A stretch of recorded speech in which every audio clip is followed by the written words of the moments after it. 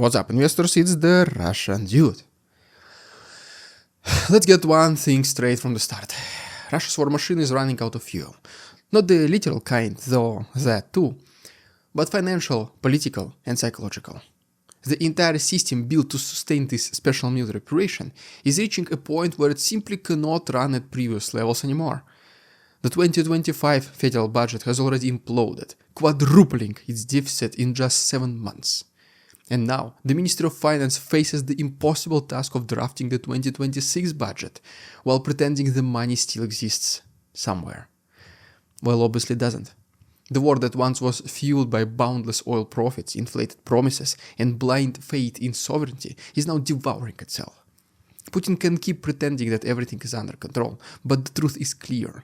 The war's financial oxygen is thinning fast, and his government's only choices left are painful. Either raise taxes, devalue the ruble, gut social spending, or start slashing the war effort itself. Because the reality is, this war is no longer sustainable at previous levels. The cracks are now too deep to patch with patriotic slogans and oil money. And which oil money are we even talking about? The biggest two customers, China and India, dictate the rules and prices for a long time already. There is simply no way for Putin to ever get more for his black gold than he's getting right now. If anything, the revenue will only decline. Congratulations, Vladimir Vladimirovich, you played yourself. Let's see how economics, the field that Putin disrespects and disregards completely, can become his ultimate undoing.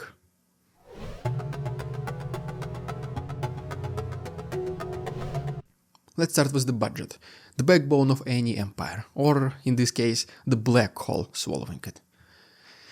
In 2025 alone, Russia's deficit ballooned to 4 times what was planned, even before the leaves turned yellow. We still have more than 2 months to go, by the way. The cause?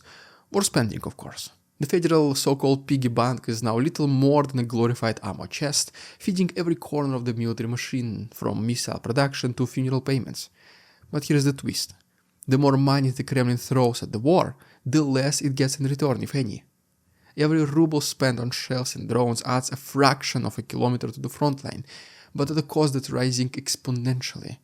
Just think about it. When you invest money, for example, in a car factory, you can sell these cars and make money.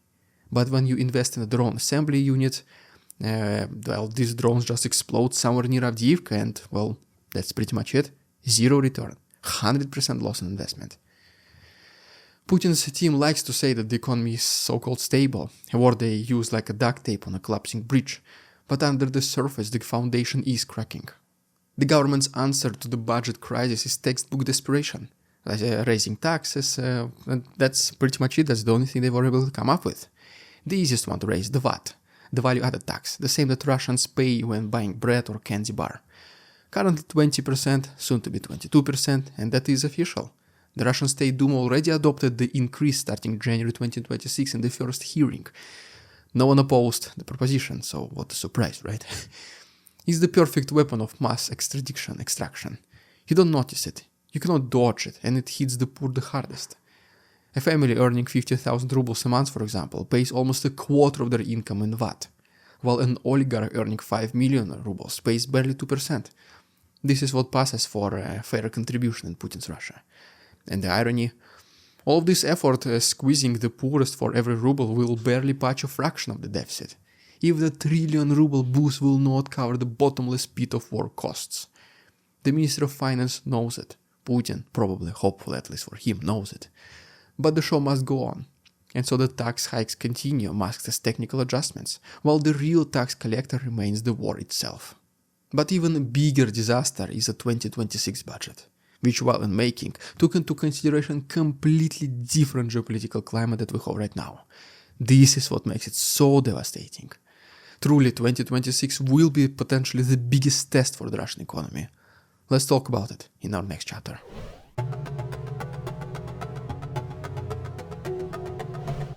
Last year, Russian officials actually believed they were drafting their final wartime budget. They thought Trump's victory in the US and diplomatic fatigue in Europe will pave the way for a truce. And well, then Putin ruined everything. They imagined 2026 would bring a return to normalcy, a peacetime economy, maybe even a small victory parade to spin as triumph. Instead, they got completely the opposite. The war kept expanding and the bills kept piling up. The 2026 draft budget is not about recovery, it's about survival. Every line item screams endless war, as if government expects to fight forever. But this illusion of control is crumbling. Each drone, missile or artillery round costs more to produce. Each square kilometer or even meter at this point of Ukrainian soil taking a blitz 10 times more rubles than the last one. The defense industry is drowning in debt, but the Kremlin cannot stop feeding it, because without it, the entire war grinds to a halt. It does not matter if a tank factory runs at a loss or if ammunition plants inflate prices. They will still be paid by the government, by the Kremlin. They have to be paid. Because the second the payments stop, the conveyor belt stops, and the great special military operation just becomes a distant memory. Meanwhile, regional budgets are imploding. Governors are forced to send men to die, literally their prime working-age taxpayers, while taking out more loans to cover the recruitment bonuses. It's a vicious cycle. Fewer men means less income tax, more debt means more dependency. And Moscow, of course, will write off these debts later, pretending it's like some kind of an act of mercy. In reality, it's a financial euthanasia of Russia's regions. Siberia, the Far East, Urals, all hollowed out already, both demographically and economically. Yet the propaganda still keeps rolling, telling people it's all under control. It's a perfect self-destruction in motion, to be honest. Because just once again, think about it, fewer working-age people, fewer taxes are paid, which means less disposable income to continue the war, and inevitably just ask for another round of tax increases, completely demolishing the poorest and below-average citizens, which unsurprisingly is the vast majority of Russians. All of this is just to continue Putin's war, who just simply cannot say, sorry guys, I messed up really bad, let's end this. Well, if not through force, well, the economy might become the reason this war stops, hopefully not in Putin's favor. Let's talk about how cold numbers, which are not afraid of Putin, can put an end to his special military operation.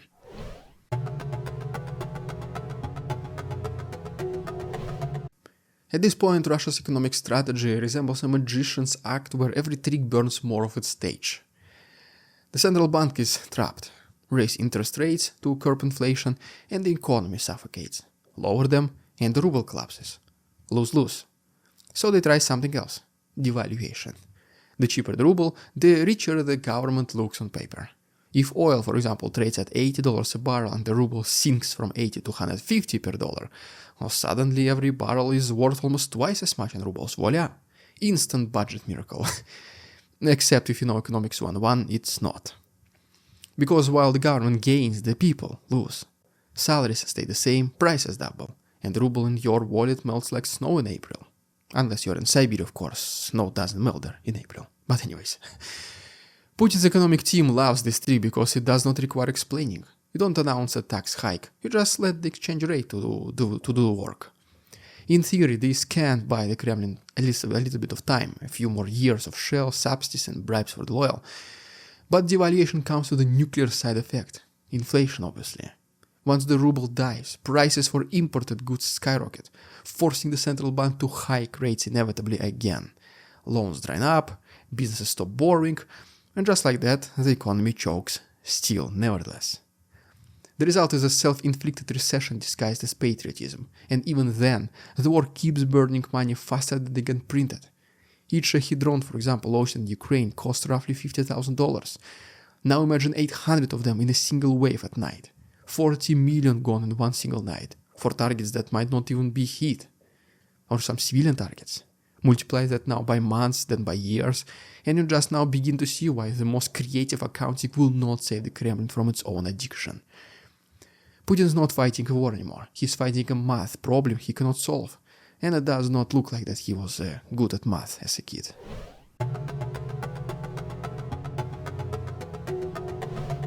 And this brings us to the heart of it all.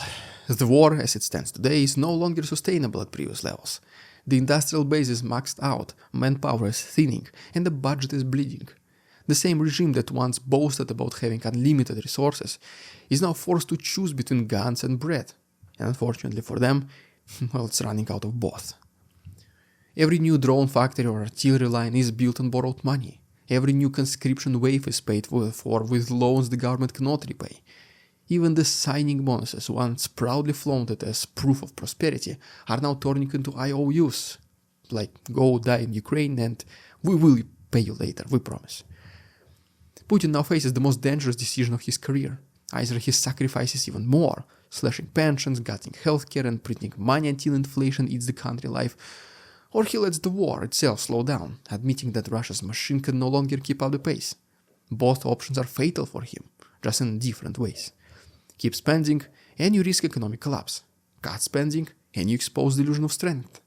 It's a trap of his own making, and one built over 2 decades of corruption, complacency, and a cult of stability that cannot survive the cost of war. Just look closely at the numbers. War spending in 2026 will exceed even 2025, and by 2027 it's projected to climb again. But the source of these funds? Nowhere to be found. All revenues have fallen 20% year over year. The National Wealth Fund, once Putin's emergency cushion, is being drained like a bathtub with a broken plug. And the defense sector, despite record orders, is operating at a loss, requiring endless subsidies to survive. Kremlin literally throws bandages on a hemorrhage, hoping the patient lives long enough to sign another military contract. So what will Putin choose then? The signs point to both. He'll try to do everything at once, sit at 2 chairs at once, one just with sharp pikes, another one with unlubricated, if you know, you know.